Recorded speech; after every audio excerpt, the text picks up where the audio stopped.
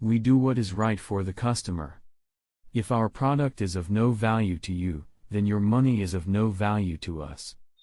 வணக்கம், நான் ராம்குமார், மாருதி டூல்ஸ் கோயம்புத்தூர்ல இருந்து. நம்ம இந்த ஃபீல்ட்ல 1992ல இருந்து இருக்கோம். நம்ம hand tools, power tools and all industrial needs all over India என்னென்ன தேவையோ அதுக்கான சொல்யூஷன்ஸ் நம்ம கொடுத்துட்டு இருக்கோம். நம்ம இந்த வீடியோல மீட்டர் சா பத்தி பார்க்கலாம். இந்த மீட்டர் சால பாத்தீங்க அப்படின்னா 10 இன்ச் வரும். இது ரெண்டும் 10 இன்ச், இது 12 இன்ச். இந்த மீட்டர் சா எதுக்காக யூஸ் பண்றது அப்படின்னு பாத்தீங்கன்னா மெயினா இந்த ஆங்கிள் கட் பண்றதுக்காக யூஸ் பண்றது. ஆங்கிள் கட் என்னன்னா கார்னர்ஸ் வருது இல்லையா, அந்த கார்னர்ஸ் ரெண்டு இதுவும் மீட் பண்றதுக்காக கட் பண்றதுக்காக அந்த 45 டிகிரி கட் பண்ணுவோம், 22 டிகிரி கட் பண்ணுவோம், நிறைய டிகிரிஸ் நம்ம கட் பண்ணலாம். அந்த டிகிரி கட் பண்றதுக்காக நம்ம இந்த மீட்டர் சா யூஸ் பண்ணலாம். மீட்டர் சா வந்து மெயினா வந்து பாத்தீங்க அப்படின்னா இந்த அலுமினியம் சேனல் கட் பண்றதுக்கு, அதாவது அலுமினியம் டோர்ஸ் அதெல்லாம் பண்றாங்கல்ல, அதுக்கு யூஸ் பண்ணலாம். அதுக்கடுத்து பாத்தீங்க அப்படின்னா வுட்ல யூஸ் பண்ணலாம். வுட்ல இந்த கார்னர் கட் பண்றது 45 டிகிரி கட் பண்றதுக்காக இந்த மீட்டர்ஸ் தான் நம்ம யூஸ் பண்ணலாம். இந்த மீட்டர்ஸ் யூஸ் பண்ணும்போது ரொம்ப ரொம்ப ரொம்ப கேர்ஃபுல்லா யூஸ் பண்ணணும் நம்ம.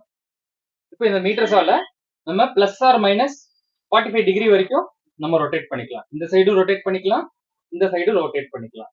அதே மாதிரி இந்த மீட்டர்ஸாவோட ஹெட்டும் நம்ம ரொட்டேட் பண்ணிக்கலாம்.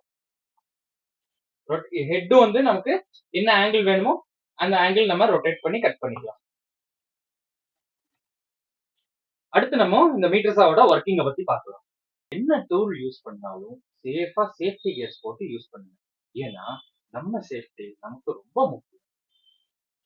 இப்போ இந்த மீட்டர்ஸால பாத்தீங்க அப்படின்னா டஸ்ட் கலெக்ட் பண்ற பேக் ஒன்று வரும், அதுக்கடுத்து பிளேட் டைட் பண்ற ஸ்பேனர் ஒன்று வரும், அதுக்கடுத்து 45 டிகிரி ஆங்கிள் மார்க் பண்றதுக்கான ஸ்கொயர் ஒன்று வரும்.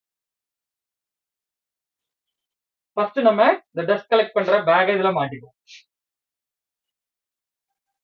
நம்ம இங்க கட் பண்ற டஸ்ட் எல்லாமே இதுல கலெக்ட் ஆயிக்கும். டஸ்ட் ஃபுல்லா கலெக்ட் ஆனதுக்கு அப்புறம் அந்த பேக் திரும்ப ரிமூவ் பண்ணி டஸ்ட்டை வெளியில கொட்டிடலாம். இப்போ நம்ம பவர் ஆன் பண்றதுக்கு முன்னாடி ஃபர்ஸ்ட் நம்ம என்ன பார்க்கணும் அப்படின்னா பிளேடு கரெக்டா டைட் ஆயிருக்கா, அதுக்கடுத்து இந்த கார்டு வந்து கரெக்டா ஃபங்க்ஷன் ஆகுதா அப்படிங்கறத நம்ம செக் பண்ணிக்கணும். ஃபர்ஸ்ட் நம்ம ஸ்ட்ரெயிட் கட் பார்க்கலாம். ஸ்ட்ரெயிட் கட் பண்றதுக்கு முன்னாடி உங்களுக்கு எந்த இடத்துல கட் பண்ணணுமோ அந்த இடத்துல இந்த ஸ்கொயரை வச்சு ஸ்ட்ரெயிட் மார்க் பண்ணிக்கோங்க.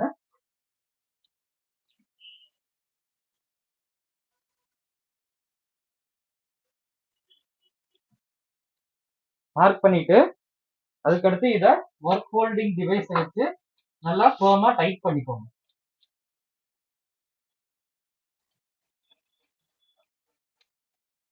டைட் பண்றதுக்கு முன்னாடி பிளேடு நம்ம மார்க் பண்ண ஏரியால கரெக்டா பொசிஷன் ஆகுதா அப்படிங்கறத செக் பண்ணிக்கோங்க. செக் பண்ணிட்டு அதுக்கடுத்து டைட் பண்ணிக்கோங்க.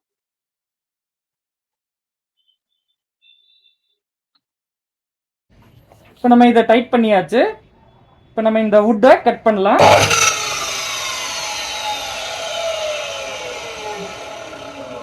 எந்த மெட்டீரியல் நம்ம கட் பண்ணாலும் மினிமம் 4 இன்ச் இருக்கிற மாதிரி பார்த்துக்கோங்க. லெஸ் தென் 4 இன்ச் இருந்ததுன்னா இந்த மீட்டர்ஸால கட் பண்ணுறது அட்வைசபிள் கிடையாது. ஏன்னா நம்ம ஹோல்ட் பண்ணுறதுக்கான இனஃப் ஸ்பேஸ் அதில் இருக்காது. அதனால லெஸ் தென் 4 இன்ச்சு இதில் கட் பண்ண முடியாது. ரெண்டாவது, இது நல்லா ஃபர்மாக டைட் ஆயிருக்கா அப்படிங்கிறத பார்த்துக்கோங்க. டைட் ஆனதுக்கப்புறம் கட் பண்ணுங்க. தேர்ட் பாயிண்ட் பார்த்தீங்க அப்படின்னா இந்த மிஷினு இந்த ப்ராடக்ட்டுக்குன்னு இல்லை, எந்த ப்ராடக்டாக இருந்தாலும் மிஷின் அதோட ஃபுல் ஸ்பீடு போனதுக்கப்புறம் நீங்கள் கட் பண்ணுங்க. லெஸ் தேன் ஸ்பீடு ஓடும்போது கட் பண்ணீங்க அப்படின்னா பிளேடு வந்து டேமேஜ் ஆகிறதுக்கான சான்ஸ் நிறையா இருக்கு. நம்ம இதை கட் பண்ணலாம்.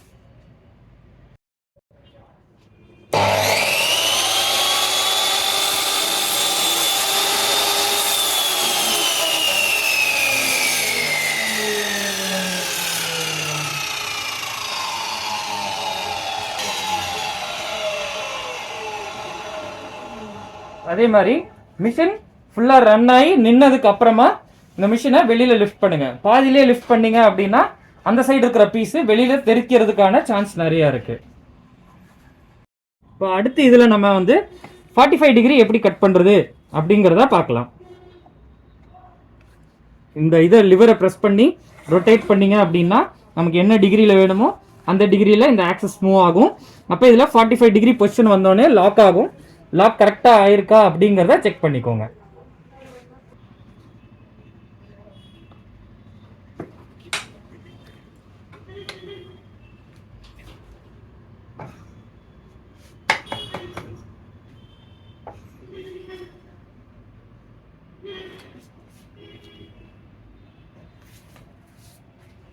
ஒர்க் பீஸை எடுத்துட்டு திரும்ப வைக்கிறதுக்கு முன்னாடி பவர் சோர்ஸ் ஆஃப்ல இருக்காங்கிறத என்ஷூர் பண்ணிக்கோங்க. அது ரொம்ப முக்கியம். ஏன்னா மீட்டர் சால்ல டேமேஜஸ் நிறைய ஆகிறதுக்கான சான்ஸ் இருக்கு. நம்ம ரொம்ப சேஃபா இதை ஹேண்டில் பண்ணணும். இப்போ நம்ம 45 டிகிரி கட் பண்ண போறோம்.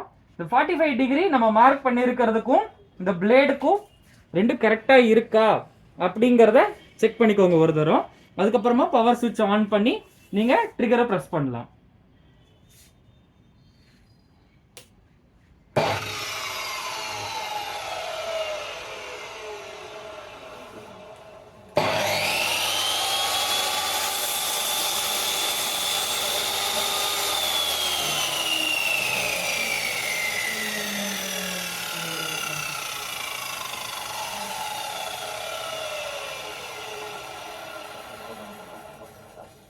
இப்போ ஃபுல்லாக நின்னதுக்கு அப்புறம் நீங்கள் இதை வெளியில் எடுங்க. இப்போ நம்ம 45 டிகிரி கட் பண்ணியாச்சு. இந்த ரெண்டு சைடு 45 டிகிரி இருக்கிறது எதுக்காக யூஸ் ஆகும் அப்படின்னு பார்த்தீங்க அப்படின்னா, இப்போ வந்து அலுமினியம் சேனல்லையோ அல்லது வுட்டன் இதுலேயோ பார்த்தீங்கன்னா நிலவு, இப்போ ஒரு ரூமோட நிலவு செய்கிறாங்கல்ல, அந்த ரூமோட நிலவில் ரெண்டு கார்னர் இப்படி ஜாயின் பண்ணுறதுக்காக இந்த 45 டிகிரி நம்ம யூஸ் பண்ணிக்கலாம். பார்த்தீங்கன்னா ரெண்டு வச்சா கரெக்டாக ரெண்டும் கோயின்சைட் ஆகும். இப்போது அடுத்து நம்ம இந்த ஹெட்டை ரொட்டேட் பண்ணி எப்படி கட்டிங் எப்படி வருதுங்கிறத பார்க்கலாம். ஃபஸ்ட்டு இதை 0 பொசிஷனுக்கு வச்சுருங்க.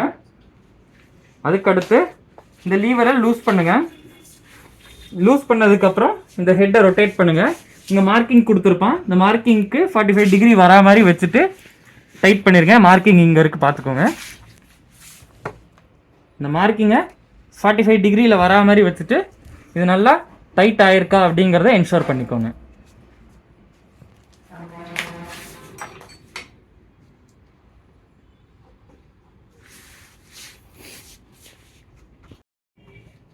இப்போ நீங்கள் மார்க் பண்ணது கரெக்டாக இருக்கா செக் பண்ணிக்கோங்க. அதுக்கடுத்து பவர் ஸ்விட்ச் ஆன் பண்ணிக்கோங்க. அதுக்கடுத்து மிஷினும் நல்லா ஃபுல் ஸ்பீடில் ரன் பண்ணுவாங்க.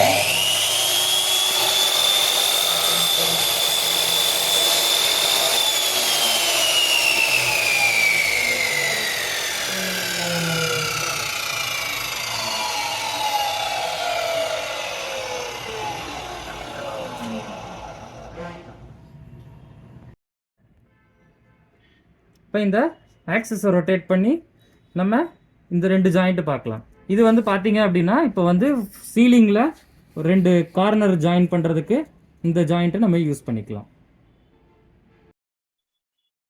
இப்போ இந்த மீட்டர் சாவை யூஸ் பண்ணி வேரியஸ் ஆங்கிள்ஸ் எப்படி கட் பண்ணுறது அப்படிங்கிறத நம்ம பார்த்தோம்.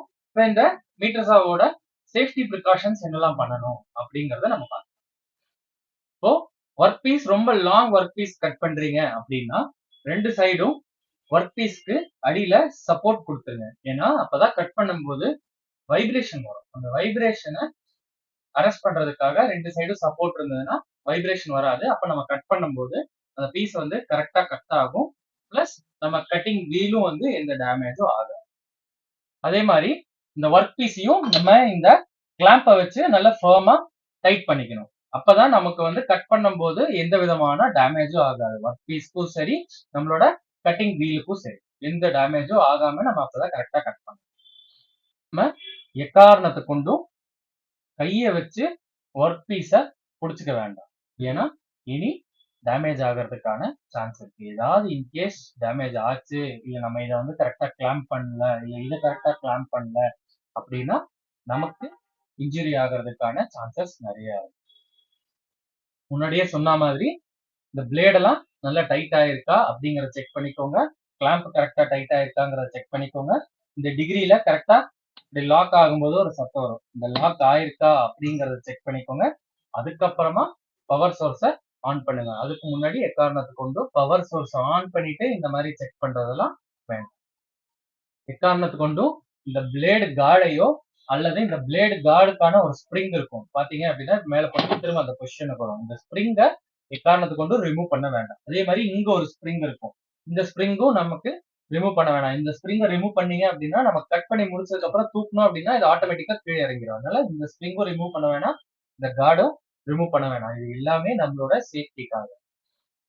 இந்த மிஷின்ல எனி கட்டிங் மிஷின், எந்த கட்டிங் மிஷின் யூஸ் பண்ணாலும் பக்கத்துல எந்த ஃபிளேமபிள் கேஸஸோ ஆர் லிக்விட்ஸோ எதுவும் வைக்காதீங்க. அதாவது பெட்ரோலோ, கெரோசினோ, ஈவன் தின்னர் அதெல்லாம் கூட எதுவுமே பக்கத்துல வைக்காதீங்க. ஏன்னா நம்ம கட் பண்ணும்போது கட் பண்ற இதுல இருந்து ஸ்பார்க் வரும். அந்த ஸ்பார்க் அதுல பட்டு ஃபிளேம் ஆகிறதுக்கான சான்சஸ் நிறைய இருக்கு. அதனால எந்த ஃபிளேமபிள் லிக்விட்ஸ் அண்ட் கேசஸ் பக்கத்துல எதுவுமே வைக்காது.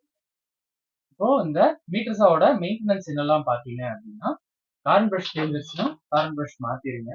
அதே மாதிரி நீங்க ஒர்க் பண்ற ஏரியா டஸ்ட் ஃப்ரீயா வச்சுக்கோங்க. அதே மாதிரி இந்த ஸ்ப்ரிங்கு அதுக்கடுத்து மூவிங் ஆப்ஜெக்ட்ஸ்லாம் இருக்குல்ல, அதெல்லாம் கரெக்டா ப்ராப்பரா கிரீஸ் போட்டு வச்சுக்கோங்க. அதே மாதிரி இங்க வந்து நம்ம கேரி பண்றதுக்காக ஒரு லாக் இருக்கும். இந்த லாக்கும் கரெக்டா எங்கேஜ் ஆகுதா, பிளஸ் அதுக்கும் கிரீஸ் போட்டு வச்சுக்கோங்க. இது கேரி பண்றது இந்த லாக் போடாம எக்காரணத்துக்கு வந்து கேரி பண்ணாதீங்க. இது வந்து லாக் போட்டீங்க அப்படின்னா உங்களுக்கு கேரி பண்றதுக்கு ஈஸியா இருக்கும். இந்த மீட்டர்ஸா யூஸ் பண்ணி நம்ம வுட்டும் கட் பண்ணிக்கலாம், அலுமினியம் சேனல்ஸும் கட் பண்ணிக்கலாம். இப்ப நம்ம வுட் கட் பண்ணது மட்டும் நம்ம இப்ப இந்த வீடியோல பார்ப்போம். ஃபீச்சர்ஸ் ஜாஸ்தி இருக்குங்கிறதுக்காக எப்போதும் ஒரு ப்ராடக்ட்டை என்னைக்குமே வாங்காதீங்க. நம்மளோட தேவைக்கு என்ன தேவையோ அது மட்டும் பார்த்து செலக்ட் பண்ணி வாங்குனீங்க அப்படின்னா அது ரைட்ஃபுல்லா இருக்கும். இந்த ப்ராடக்ட்டை பத்தி வேற ஏதாவது டீடைல்ஸ் தெரிஞ்சுக்கணும் அப்படின்னா டிஸ்கிரிப்ஷன்ல டீடைல்ஸ் இருக்கு, கான்டாக்ட் பண்ணுங்க. இப்போ அடுத்த வீடியோல நம்ம கார் வாஷரை பத்தி பார்க்கலாம். தேங்க்யூ.